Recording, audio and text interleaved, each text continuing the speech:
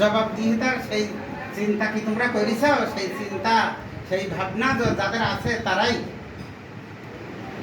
এই দিনে আন্দোলন করতে পারে। আর এই দিনে আন্দোলন করতে লাগবে কি? 1 নম্বর, কর্মীর কাজ হবে যথার্থ জ্ঞানের অধিকারী হইতে হবে। তা জ্ঞান অর্জন করতে গেলে ওর লেখাপড়া করতে হবে না? অবশ্যই। ইকরা বিসমি রাব্বিকাল্লাযী খালাক। পড়ো তোমার প্রভুর নামে, যে প্রভু তোমাকে সৃষ্টি করেছে। নামাজ পড়লাম 5 ওয়াক্ত নামাজ পড়লাম, ফরজ আদায়। কিন্তু দিনে আন্দোলন যদি না থাকে, ও নামাজ আমার থাকবে না। দিনে আন্দোলন যদি আমার না থাকে, হাত থাকা ও রোজা থাকবে না, থাকবে না।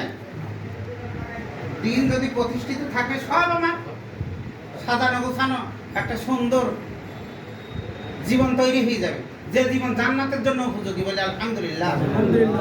বেশি লম্বা কথা না। আজকের এই নির্বাহী বৈঠকে আমরা সামনের এই মাসটা কিভাবে চলবো, একটা পরিকল্পনা।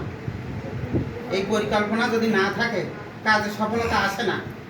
অনেকে বলতেছেন আজকের এই কাজ, আজকের এই সালিশ, আজকের এই ওই না।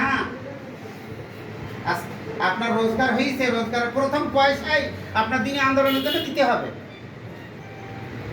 জীবনের প্রথম ভাগটাই দিনে আন্দোলনের জন্য দিতে হবে। বুড়ো বয়সে হুমড়ি খেয়েই পড়তেছি, পাইকি ধান হয়ে গেছে, উগুড় হয়েই পড়তেছি, অজু থাকে না।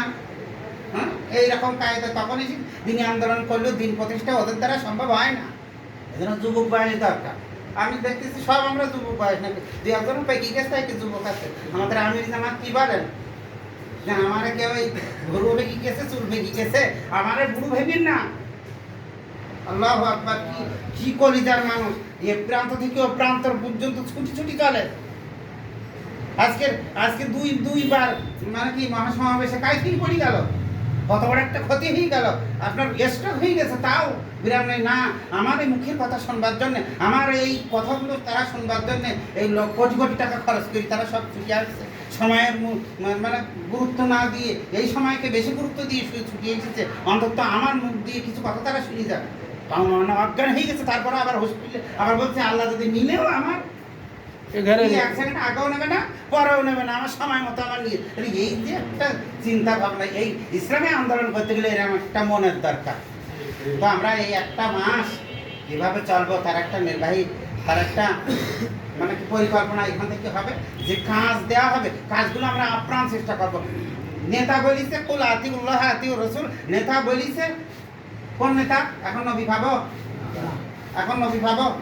তো নবীদের উত্তরসূরি আলেমরা, সেই আলেমরা কি নেতাগিরি করতেছে? এই নেতা মানা কি নফল? খরচ না?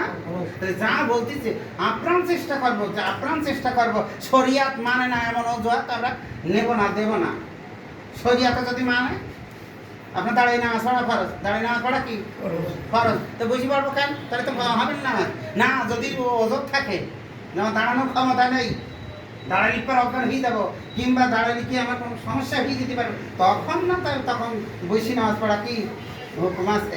এই জন্যে যদি শরিয়াত মানে এরকম অজুহাত দেবো আমরা, আর না হলে আমাদের জীবনটাই আল্লাহ রাহে বিলাই দেবো। আল্লাহ তাআলা আমাদের সকলকে একেবারে সহি আকীদা নিয়ে, ঈমানের জজ্বা নিয়ে আমরা সামনে আগাই। আল্লাহ তাআলা অবশ্যই অবশ্যই আমাদের দ্বারা দ্বীনি আন্দোলনকে সফলতার দ্বার প্রান্তে পৌঁছে দেবে ইনশাআল্লাহ। বলে ইনশাআল্লাহ।